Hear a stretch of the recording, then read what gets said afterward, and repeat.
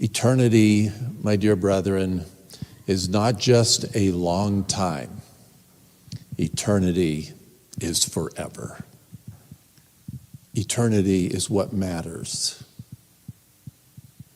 And we must live for eternity, not for this life. You could even divide humanity into those two groups, those who live for this life and those who live for the next.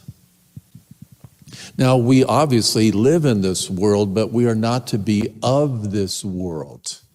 Jesus Christ came to teach us that what is far more important than this life is what is next. He said things like, lay up treasures in heaven. In other words, be focused on eternity. As we live, so shall we die. Nothing is more sure than dying. And many say taxes. Nothing is more uncertain than when death will come.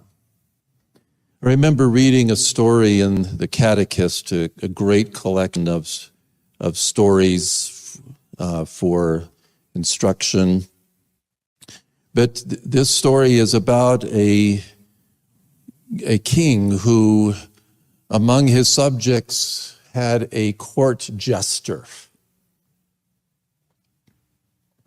And he gives him a scepter one day, a fool's scepter. It's kind of nice looking, but it's really for the court jester.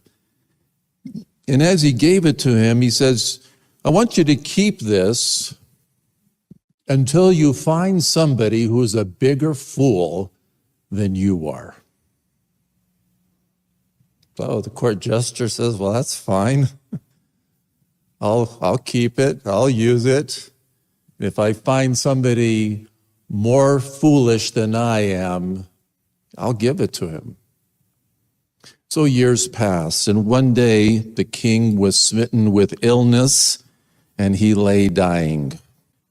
And among those who came to see him before he died, and it was quite imminent, was the jester. And he began to ask some questions of the king. Where are you going?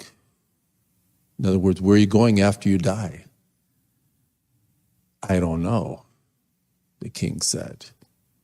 Are you prepared for where you are going, where you think you're going to go? No, I'm not. Have you lived your life ready for this time? You knew it was coming. No, I really haven't. You see, the king was all caught up with this life.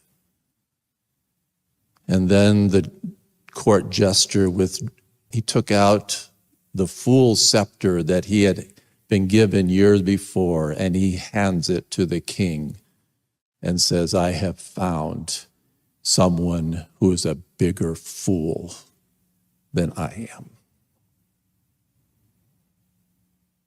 How true.